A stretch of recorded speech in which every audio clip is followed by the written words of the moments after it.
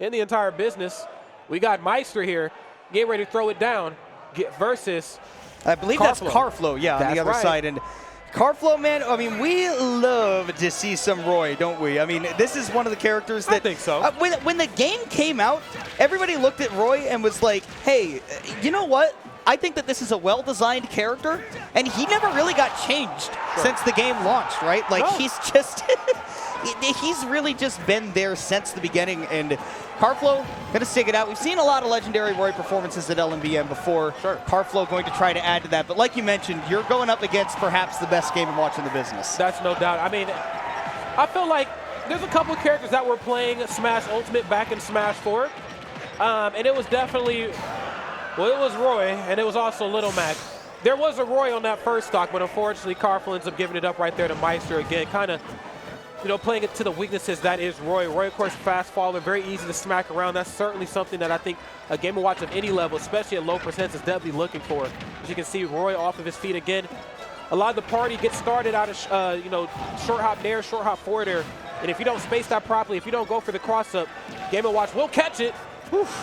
Great awareness right there, noting the movement that Meister does there near the ledge where he's trying to space for that perfect down smash, but was not out of range of that get-up attack yet, so Karflo immediately getting up close. And I love the respect for the forward airs as well. Getting caught on the platform, but it doesn't lead to anything bad for him. And there, that legendary out-of-shield game that Game & Watch has, he just needs to up B when he's in danger, and he's right out of there. That's right.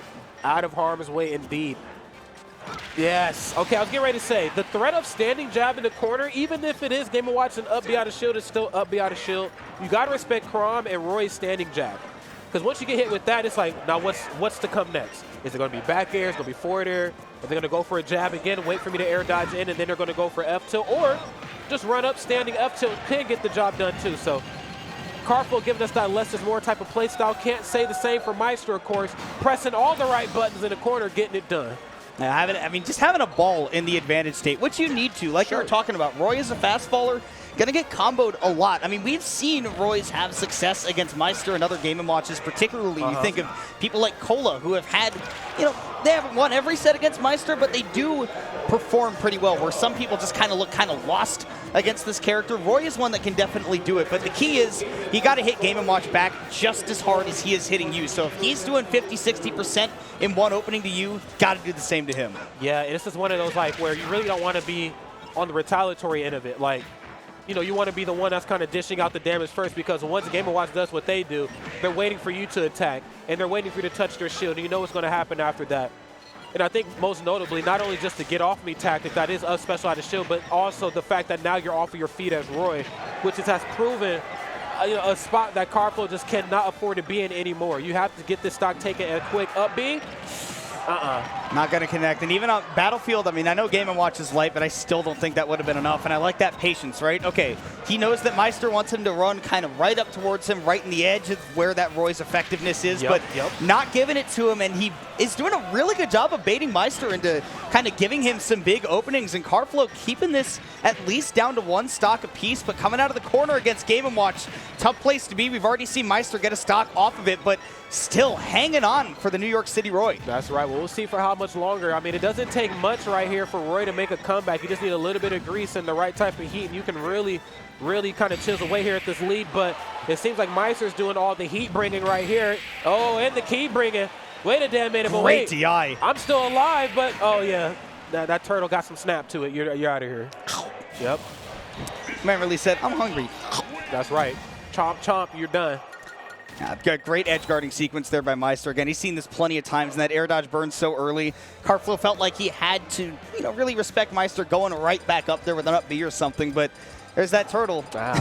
Angie, apparently. Don't get too close. Production on the back end, they're like, it's art time, baby. That's right. Hold up, Photoshop. That turtle is seeing some things. So I watch homies get turned into turtle stew. All right, tell you what. I'm afraid of you. Why is everybody from Texas? Wait a minute. I thought this was the DK bit. Now that's right. And he gave him a blue-collar man from Dallas, Texas. Oh, my God. Oh, man, that right there, that was stock painful. was crazy. Yeah, that was painful. But was still able to bring it close. And, whoa, wait a minute. Not looking for the sour and sweet combos anymore. He said, look, I just need to get these combos landed and fast.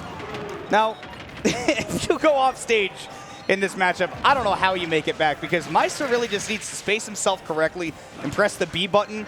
I'm pretty sure there's not much that Chrom can do about it, but you know, you're betting on, okay, as long as I'm on stage, I can space a little bit more around Game & Watch, right? I don't have to get up close and hit him with the hilt of the sword. Now I can play with the tip of the sword a little bit better, and that coming into play right there. Karflo pushing Meister to the corner with one swing of that sword. Yeah, maybe they felt like, because with Roy, there's always the margin of error where you have to adjust your combos on the fly depending if it hits sweet or if it hits sour, and then of course the percents and blah, blah, blah. Maybe trying to trade off a little bit of that and just more for some like reliability. Not to say that Roy is not reliable, but it's like the difference between Mark and Lucina. Like, I'm tired of trying to play the tipper game. I just need a blade that's just going to blade for me. And there's no doubt that you can do that, and look at that, being very aware of that up B out of the corner, not able to get in quick enough to punish it, but there's that jab into the back air, and like you mentioned, reliability. Even if you catch the very end of that jab, you can still attack cancel into that back air, and the coverage at the ledge, a mirror of that game one. That's right. Karflo has the lead right now, but I hate to say for how much longer, because again, the threat of Game & Watch in the corner versus Chrom is so much in your face. I mean, let's talk about it. I mean, you got neutral special, of course, like you talked about. You know, that right there is enough to keep resetting Chrom especially. But then also, like, the final hits of fade away back here, I think is enough to keep Chrom off stage as well and stop them from snapping at that. Yeah, I mean, you're talking about a character that has great aerial drift, but really, really bad aerial acceleration in Chrom and Roy, right? Like, once they commit to a direction, they can go fast in the air, but they're also committed to that direction. And that's why, you know, we've seen Karflo come out of the corner and have to use that air dodge to mix up which direction he's going. Great DI on the chef, by the way, going up and away from the dash attack because he knew he was far enough away that Meister wouldn't be able to slide in with the chair. Oh, you're dead! Oh, my goodness. I was just getting ready to ask you, come on, how do you play the long game versus Game & Watch? Yes, you have the lead, but in order to do anything, you have to get up close and personal on Game & Watch. And the minute you touch that shield, you know what Meister's going to do, and you know what's going to happen to you. You're going to be off your feet again. But very smart, chiseling away at Meister, just kind of using it down to force the advantage into the corner, and then, of course, that aerial getting it done. This is a complete turnaround from what we've seen in that last game. Karflo definitely the one holding the reins to the pace of the game.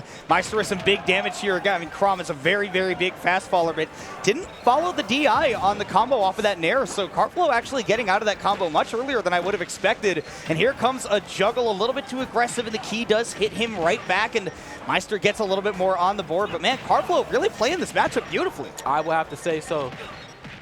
And also, no platforms as well, so you think on paper, wow, like how are you really going to fare versus Game & Watch? You can't even get back on the solid ground, but is doing such a phenomenal job at that. And, of course, the looming threat of Chrom and Roy in the corner, but most notably Chrom right now, I think is kind of throwing Meister for a loop.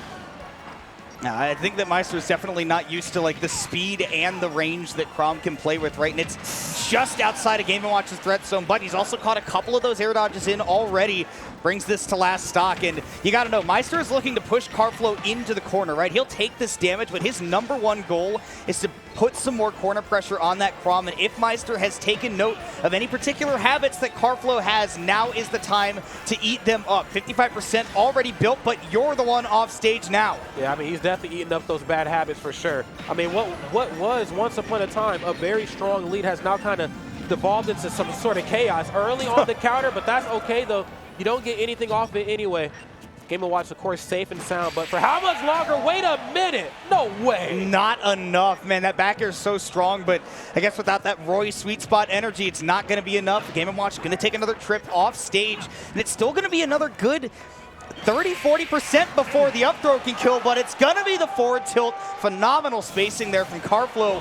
Able to take that game, too, and he's got one on the board against Meister. That's right. Beautiful stuff. I love, again, just the adaptation right there from Karflo. Even when things started to kind of, get a little chaotic towards the end of that match, Meister, of course, tapping into that top player chip in his brain. Like, wait a minute, I'm still Meister, I'm still Game & Watch, and as great as, Chrom is of a character, damn it, he's still Chrom. He has some glaring weaknesses.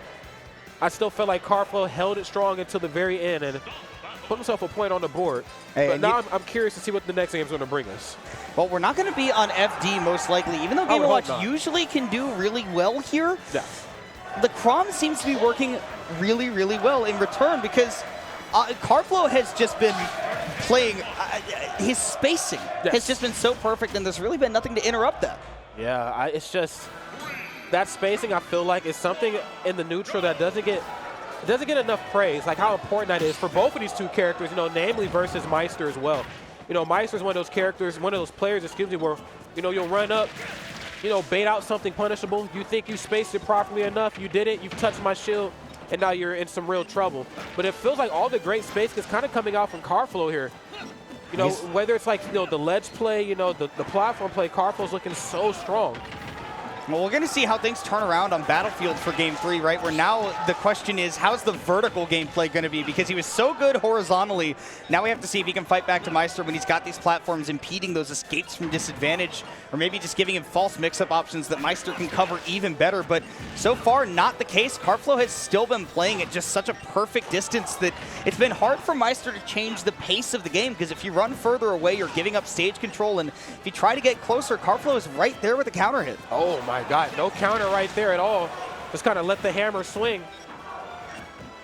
And a good you know, kind of knowledge check. Are you going to drop shield? Are you going to try to go for a spot dodge and outread me? This would not be in your best interest. Uh-oh, back up. Now, it ain't like Ike's, but you know, you still need to show up special on Chrom a lot of respect. I mean, it's got so much damage, and if you can land on the same height that your opponent does, it can still be a kill move, even here on Battlefield. I mean, if Karflo gets one out of shield right now, you're absolutely gone as Meister, and you are gone right now. Karflo with that counter hit, again, just in control of the game's pace. He is aggressive and he is precise. It's hard to do that against Game & Watch, but if you can, there's really not a whole lot he can do to change that pace of the game. Yeah, I'm going to have to wholeheartedly agree with that. You know, Game & Watch in the deficit. I mean, and this is also still Game & Watch versus Swords. Yes, I know, you know, Chrom and Roy have a bit more of a brawler type of S to them because of, you know, how they're designed, but at the end of the day, they are still swordies, and that is still a very viable tool, I think, in the Game & Watch matchup.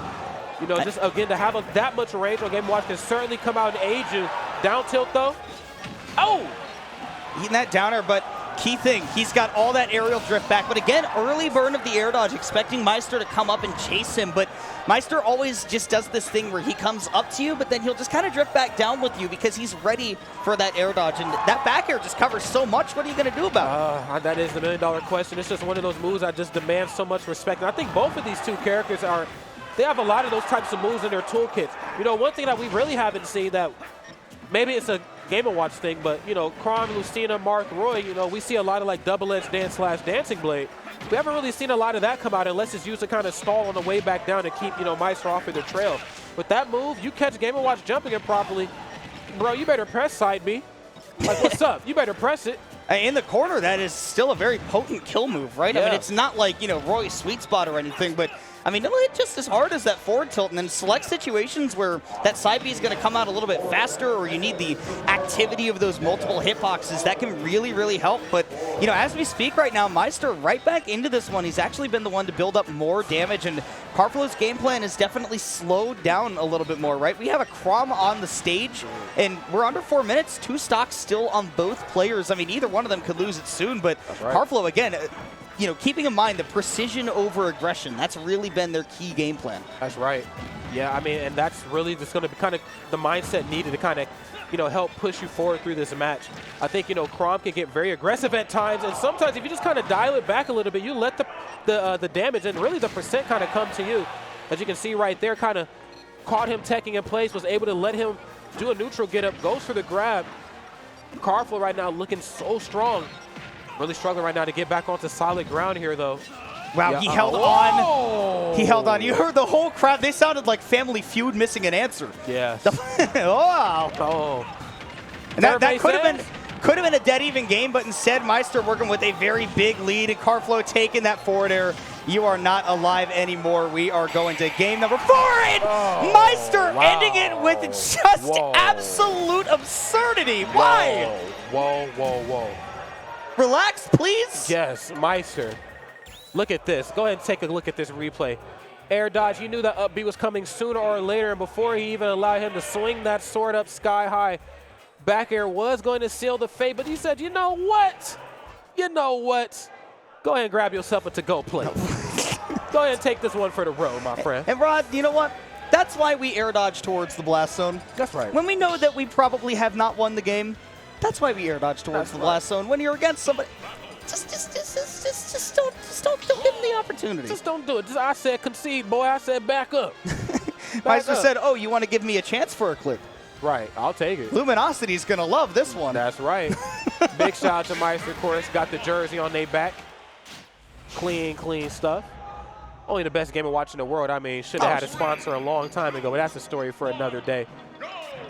Well, here we go. Game 4 on Carlow's. Closest thing you can get to FD without having FD available. And, you know, for a Chrom player, this can be a little bit scary in terms of knowing that you really have to have a very linear recovery on this stage. And sometimes those platforms on the side can make the mix-ups even harder because you can't drift too high above that ledge. So, again, going to be all about staying on stage, and that is something that Karflo has done really, really well against Meister, right? He has not let him boss him off the stage, really give him that kind of pain, but playing in the corner, it has been a place that Karflo has been pretty often, and if Meister can start picking up on just even 1 or 2 habits there, that Chrom's going to start going bye-bye a whole lot quicker. 100%. I think, you know, Karflo, just due to the absolute fear that is Meister in the corner, has kind of elected to just, you know, usually we'll see Chrom and Roy go for like run-up, standing jab. Just, again, you're caught in the corner. What you going to do? I'm checking your pressure right now. I'm checking the temperature.